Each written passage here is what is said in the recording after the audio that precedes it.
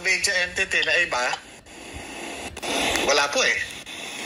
Wala pong wala pong siguro dahil na rin sa takot na mangyari sa kanila, yun nangyari sa SMNI.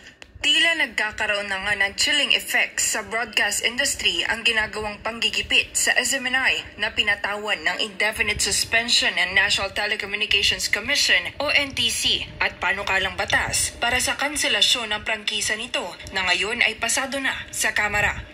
Ayon kay dating Press Secretary ng Administrasyong Marcos na si Attorney Trixie Cruz, nakakabingi ang katahimikan ng mainstream media sa isyu ng PDEA leaks kung saan nauugnay sa illegal na droga si Pangulong Bongbong Marcos Jr.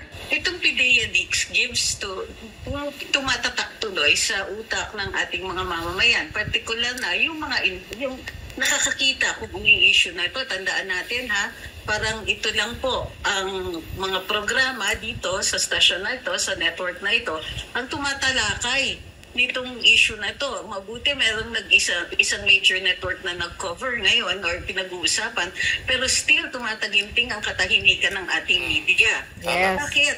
Kung maaalala, sinabi ng kapisanan ng mga broadcaster ng Pilipinas o KBP na may malaking epekto sa broadcast industry ang ginawang panggigipit sa SMNI dahil lamang sa pagpuna ng dalawang anchor ng istasyon sa travel funds ni House Speaker Martin Romualdez na pinsan ni Marcos Jr. The matters affecting Sorosog Media Corporation affects the whole broadcast industry. In fact, the proceeding to cancel its franchise is a historical precedent in broadcast media. The whole proceedings sa Congress at saka sa NTC, medyo nabahala po ang industriya. Parang may sword of Damocles sa ibabaw ng ulo. At sa parlance ng media, nagkaroon ng chilling effect. Tingin naman ni Attorney Cruz, iniiwasang busisiin na mainstream media ang issue dahil tutumbok ito sa health condition ni Marcos Jr. kung mayroon pa ba itong kakayahang pamunuan ang bansa. Kung ang content nitong PDEA leaks ay kailangan ng i-discuss at it goes into the health condition of a leader, magtatanong ang taong bayan nasaan, meron bang competence? Kung long-term use ang pinag-uusapan natin sa illegal na substances, mayroon pa bang capacity to make competent decisions?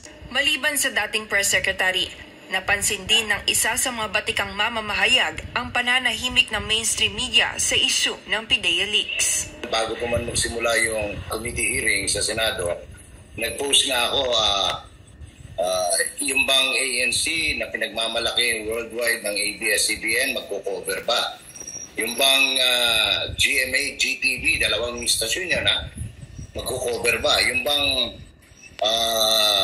TV5 at saka yung kanilang VHF, UHF television magko-cover ba? Lahat ng yan, sinubaybayan ko, chinek ko isa-isa. Unfortunately, wala, no? Isipin mo, earth-shaking and development, pero none of them are interested. But anyway, okay lang yun kasi diskarte nila yan.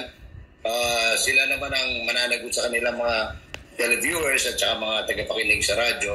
Kasi pag ganyang kalaki, hindi mo kinover, abay, may difference yung station mo. Nag-uulat. Ito